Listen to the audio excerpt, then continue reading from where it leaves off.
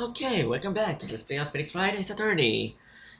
We are now in the lobby taking a recess because the crowd is once again out of control. Sorry, Edgeworth. I didn't mean to get you in trouble. Don't worry about it. This is my problem, not yours. Hope I'm not interrupting anything, Pauls! Oh, guess I am. I'll come back later. Oh, the Detective Gumshoe, what is it? You've got a lot of nerve, Paul. You've got a lot of nerve, Paul. Making the detective run around while on duty. And to top it off, you call me here. I've seen happier people at funerals. I take it that letting you run errands again.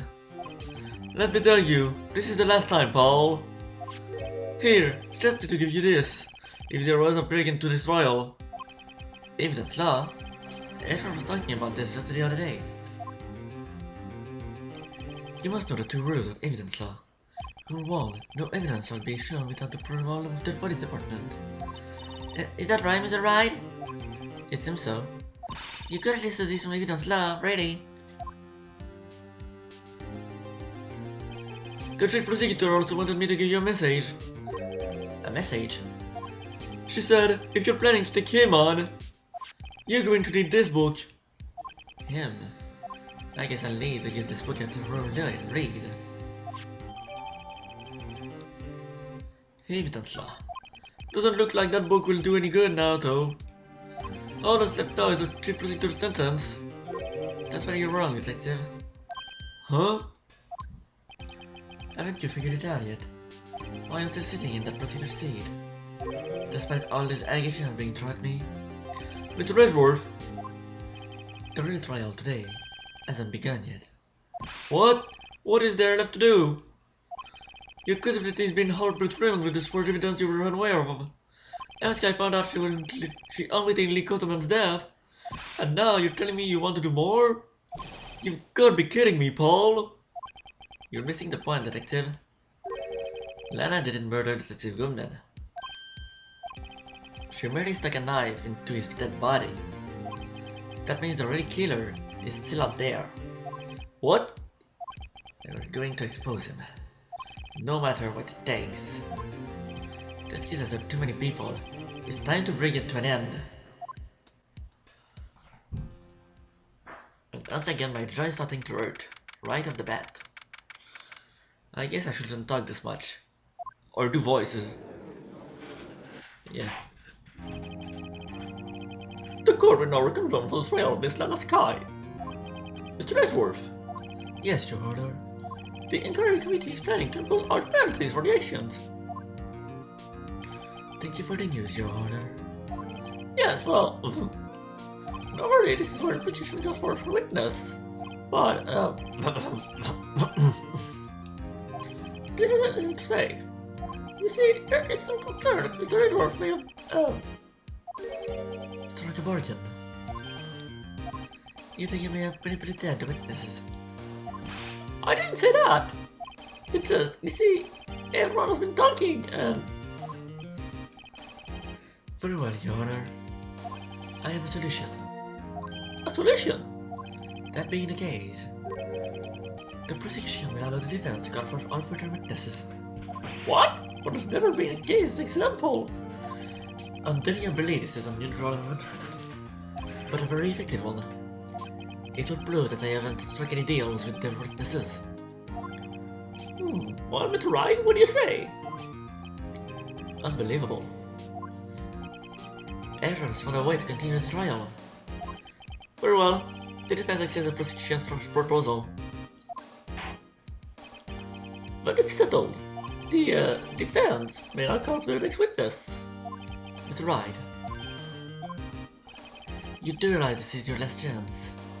If she got the wrong witness, this trial is as good as over. The defense calls. The time's finally come to bring out the real murderer.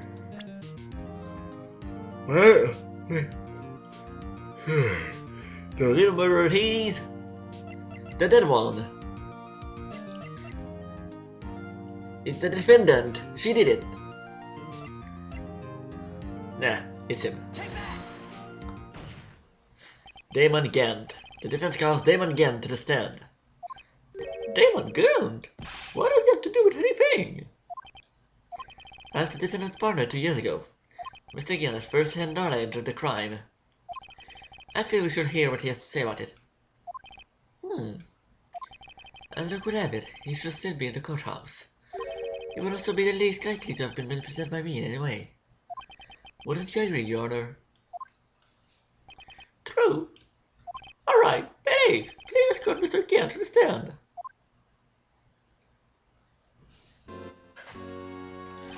Witness, please state your name and occupation. What is this? Some kind of practical joke? I was just on my way to lunch. Your name and occupation, sir. Worthy, are you sure you want to do this? Your name and occupation. So, you want to play oddball, huh? Play Mr. Gant. Fine. My name is Damon Gant. I'm the acting chief of police. Now then, Chief Gant, the court requests to hear your testimony. Oh, righto, what's with the scream face? First, let's clear up this Sunlight incident. Oh, you mean that time when Lana's sister murdered the prosecutor? Personally, I think it's been made pretty clear already. There are still some things I'm concerned for. Oh, like what? Like the role you played in all of this? Son, either you're very brave, or very foolish. You are aware, of course, that the police chief has all kinds of weapons at his disposal. Weapons? Sure, take my testimony, for example. I don't have to give it if I don't want to. What? Is that true? I'm afraid so. The chief of police has the right to refuse to testify. Of course, such an action carries with its other risks. Don't worry, I'm not entering into your trial. Just remember, if it turns out to be a big waste of time, don't say I didn't warn you. Very well, the witness will now begin his testimony.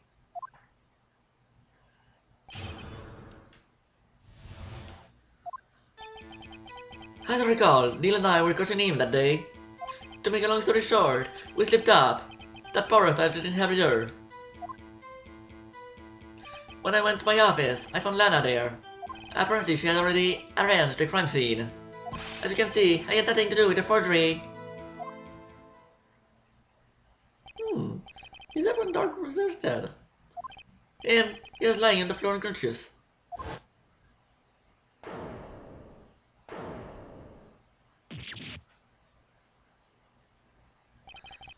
When I was on Nile flying, it seems dark bumped his head. I see. Everything seems pretty clear. If the police chief has the right of you to testify, but I'd better hit him hard and fast. As always. You know what? Trust everything. But before I do, I'm going to take a cup of something because I am thirsty. I truly needed that. Maybe that's why my jaw keeps alerting when I'm talking. Let's see what happens now. As I recall, a ceremony was held at the police department that day. Yeah, that's right. I guess you could say I'm a workaholic. And winning his award, Neil was found fired up. That morning was booked dark and made him run away like that. Was the defendant, Lana Sky, also present in the room? I don't quite remember. At the very least, she wasn't there when Dark ran for it.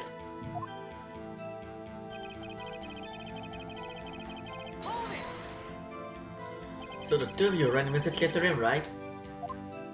That's right, but Dark made it to the elevator first. So Neil and I split up. He went upstairs and I went downstairs, I guess you could say. He got lucky. What's this about a power outage? Oh, that! The elevator stopped all of a sudden, and I got the shock of my life. Well, we're not as shocked as Neil was when that knife went into his heart, though. That's not funny.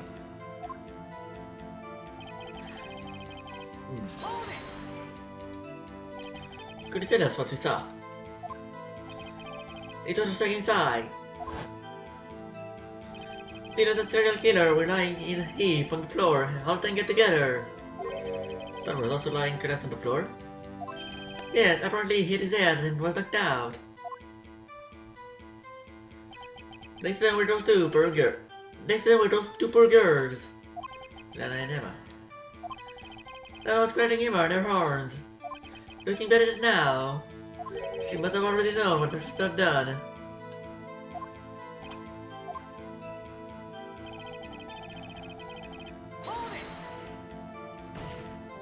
How can you know that? Because of the victim's body. It had already been moved. So that means you found the body near Nana's desk. That's right. I think you said earlier. It was my suit of armor that really started the prosecutor. Yes. Anyway.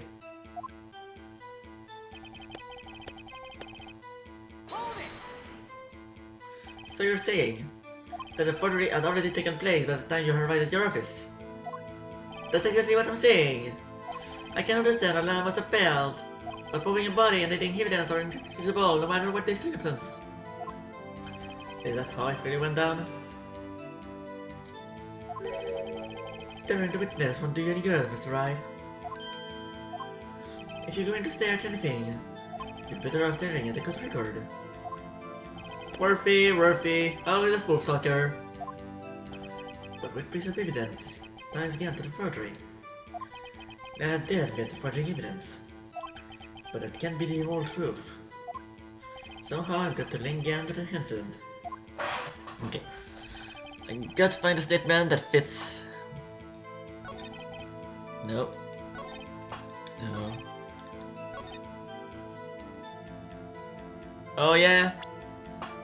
What about that stuff we found in your locker? Like this? Or, I don't know, this thing that was in your desk?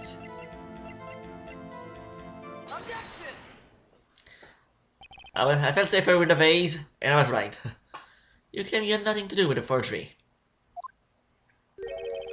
But I'm afraid that is a claim you cannot back up. Explain yourself. Several pieces of evidence were found in your office.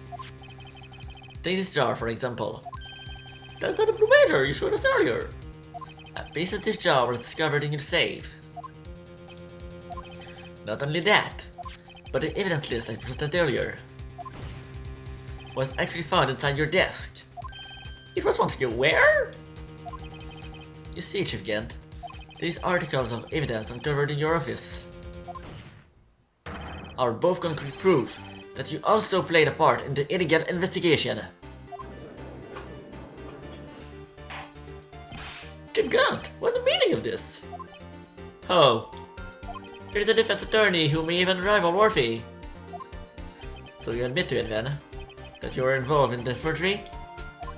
Who, me? Or do you mean you? Me? Why would I have anything to do with that? Well, you were the one who snuck into my office when you found this evidence. Prosecutors aren't the only ones capable of forging evidence, you know. Defense attorneys can do so too. Is that right, Righto? However, the district gumshoe was present during the investigation. Worthy, my boy! Relevant detectives are exempt from the law. Rest assured they could have saved his due punishment. What? If the district gumshoe's salary drops any further, he'll end up paying to work. Yes, well, in line with the detective's presence. Please give us your testimony regarding these pieces of evidence found in your office, and their relation to the forgery that took place at the crime scene. My. Kids these days no longer know how to put two and two together. Can't. Let's see, what was it now? A drawer fragment? And a list? For all I know, you could have planted them in my office. Anyway, you can prove when those pieces of evidence were discovered. Everyone found after dark was convicted, when they were worthless. There's no reason I'd participate in a forgery. Rearranging the crime scene wouldn't help me out in any way. Mr. Wright. Yes, Your Honor? When investigating the crime scene, you should have been more careful to observe protocol. You do understand that I am the chief of police, right? There will be consequences. Oh. Indeed, I believe our press charges soon made some mistake again. My apologies, Chief, but we am waiting until tomorrow after that. Today's, well, you know.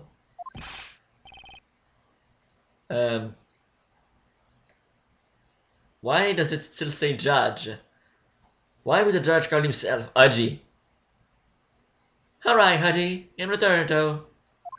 I know. That place, right? What are these guys? Telepathic?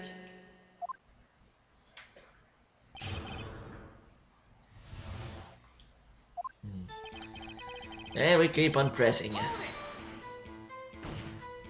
I'd appreciate it if you'd stop making these ridiculous allegations. Yes, you do have a point. You wouldn't have the guts to do something like that. What? I'll have you know, back in the day I once broke into a cattle ranch and tipped... But it's right, what are you saying? What? Anyway, you can prove you didn't carry in dividends, can you? If you have proof to the contrary, you're going to need it later. Later? What are you talking about? What else? I'm talking about when your fingerprints are found. Yes, if they're found inside my safe, they would prove your invitation was illegal. I've never faced anyone as slimy as this guy.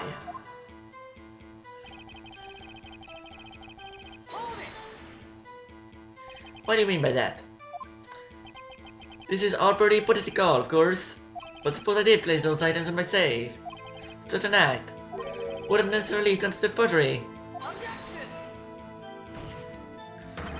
If considering evidence found at the crime scene isn't forgery, I'm not really speaking yet, Mr. Wright. It all depends on when the evidence was discovered.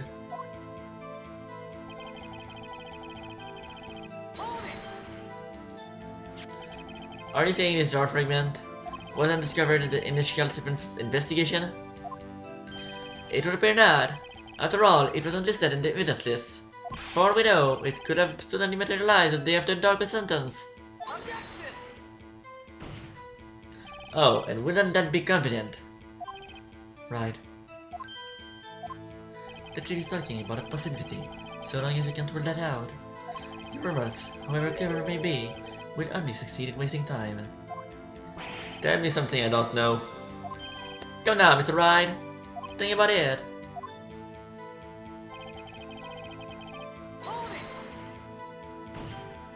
How can you look me in the eye and say that? Because I'm innocent. Remember, who is it that murdered Neil? I'm not sure I care for the word murder here. But in the end, the person responsible for Mr. Marshall's unfortunate demise was a Maskai. Well, now do you see?